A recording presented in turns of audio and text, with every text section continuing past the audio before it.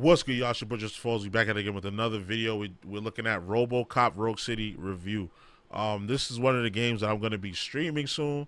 So by the time you see this video, I probably already had streamed an episode, a part or two of this game. I did the demo. If you want to check it out on my channel, I did the demo. It was 2 hours worth of gameplay, and it automatically hooked me. So I'm definitely going to be copping this game probably right after I finish making this video. So without further ado, let's get to the video. Under control. You now have 15 seconds to comply. Stand back. Robot versus robot. I'm out of here. Paul Verhoeven's Robocop is one of the quintessential action movies of the 1980s. Indeed. Push the envelope with over-the-top violence, killer one-liners, and fantastic special effects, mixed with a biting anti-corporate social commentary under the surface that resonated with audiences. There have been multiple attempts to resurrect the series over the years, including an ill-fated reboot in 2014, but nothing has captured the ephemeral it that struck a chord when the series debuted. That's what's most impressive about Robocop Rogue City. It's not just a solid first-person shooter set in the Robocop universe. Developer Teyon absolutely nails the look and feel of its film inspiration in ways that nothing else has to date. It's a good game and the most authentic adaptation the series has ever seen. This is a definite cop. This is going to be a sleeper pick. The story itself is nothing For a lot of, groundbreaking. A bad guy who looks like he's war fated to shows. be thrown off the top of Nakatomi Plaza and Die Hard is up to no good, and you need to stop him. OCP is still an evil corporation, and drug-fueled gangs rule the streets. If you've ever seen an old-school action movie set in a city, you'll pretty much know what to expect. Robocop himself is also treading familiar ground, with what remains of Officer Alex Murphy still struggling with figuring out the line between man and machine within himself, this time with the help of a therapist. OCP cut me off from my family. And how do you view their decision to separate you from them? That's the most compelling thematic thread, and it felt like it could have been interesting to explore. Unfortunately, it exists exclusively in dialogue options and cutscenes, with no ramifications in gameplay. That's too bad, as it relegates us to Nakatomi Plaza and Die Hard is up to no good, and you need to stop him. OCP is still an evil corporation, and drug-fueled gangs rule the streets. If you've ever seen an old-school action movie set in a city, you'll pretty much know what to expect. Robocop himself is also treading familiar ground, with what remains of Officer Alex Murphy still struggling with figuring out the line between man and machine within himself, this time with the help of a therapist. OCP cut me off from my family. And how do you view their decision to separate you from them? That's the most compelling thematic thread, and it felt like it could have been interesting to explore. Unfortunately, it exists exclusively in dialogue options and cutscenes, with no ramifications in gameplay. That's too bad, as it... Well, I don't know about that, because you do, like, I played 2 hours of the demo, and it was a part where, like, he was thinking about his life before as a regular man, and he hesitated during the hostage situation, and then people was getting on his ass for that. It was in the news and all that, because it was like media people there. It was like they tried to rob like a news station or shit. They tried to hold up a news station or something like that. And then when you came here, they questioned you about it, like your chief grilled you about it. So that, I count that as an element in the story. It does affect the gameplay to an extent. So that was cap right there. relegates us to being an observer in his introspective crises, rather than sharing in it. It also makes some degree of sense in that Rogue City is primarily a first-person shooter about blowing through hordes of criminal scum, but it's also smart about focusing on what makes the titular character unique. Robo, as his friends call him, is a walking tank. The slow, plodding bounce of his gait, with a heavy thunk accompanying each footfall, makes him feel like a juggernaut. He is a juggernaut. The street gangs, bikers, and mercenaries that make up the bulk of the enemy fodder aren't anywhere close to as powerful as he is, and it's so much fun walking right up to these evildoers, shrugging off their small arms fire, and shredding them to literal pieces with the brap brap of Robo's iconic Auto 9 machine pistol. I just got the switch on it. It is exceptionally violent, as it should be. There are often a lot of enemies on screen at once, and turning them into a shower of crimson is a frequent and entertaining occurrence. But it's true to the R-rated source material, and here it is, ratcheted up to a degree that is humorous and over the top, rather than gratuitous and excessive. Yeah, it's ridiculous. There's a decent variety of enemies, including some that can actually make more than a dent in Robo, like snipers, heavy troops, and Ed 209 here, and those present opportunities to get more strategic with your approach than simply busting in and busting heads.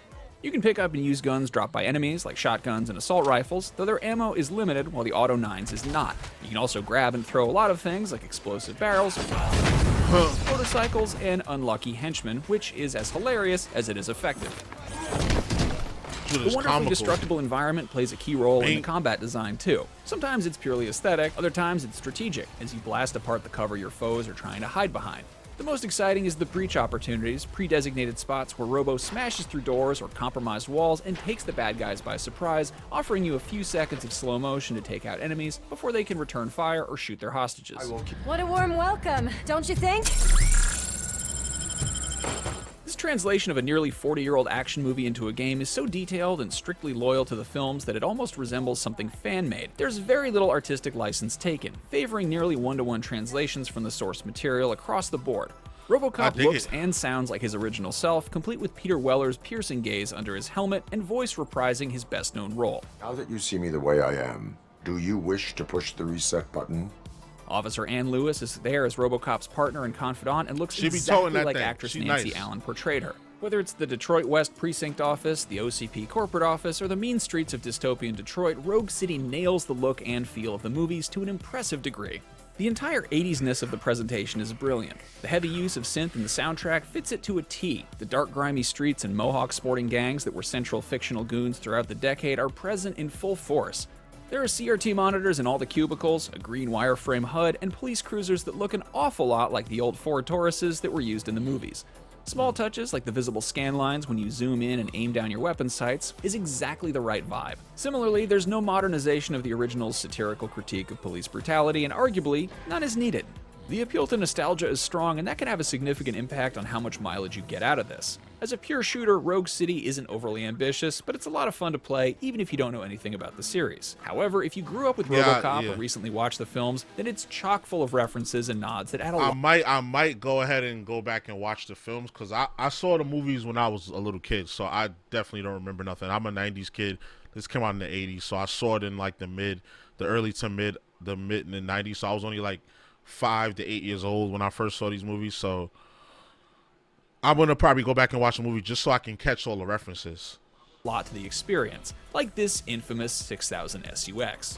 Shots like this are a silly bit of over-the-top violence on the surface, but it's so much more entertaining if you know this is pulled directly from the film. At the same time, this isn't the most technically impressive game when held up next to flashy big-budget adventures that we're regularly treated to these days. Textures are kind of flat, and lighting effects are minimalistic, plus a lot of the gang members' voices are extremely similar to one another, but there's something B-movie quality about it that makes it all forgivable, if not a bit charming. I said something similar to that when I was playing the demo. I was like, this acting is so like 80s and cheesy, and I love it.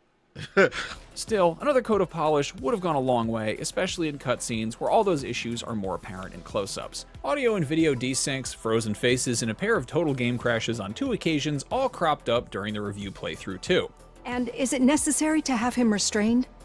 That's for your safety. None of that got in the way of action much, though. Levels alternate between very linear point A to point B stages in which you charge through enemies looking for the mysterious new guy in town who's taken over the nuke business in the aftermath of Robocop 2, and self-contained sandbox areas that put the cop in Robocop. As you walk around the mean streets of Detroit, you'll come across side missions focused on Robo's prime directives of serve the public trust, protect the innocent, and uphold the law. Some are simple, such as having you issue fines for small infractions. It sounds kinda silly, but it's a fun bit of role-playing, slapping a ticket on this truck, or manning a podium at the police station and listening to a litany of citizen complaints and dealing with all these weirdos.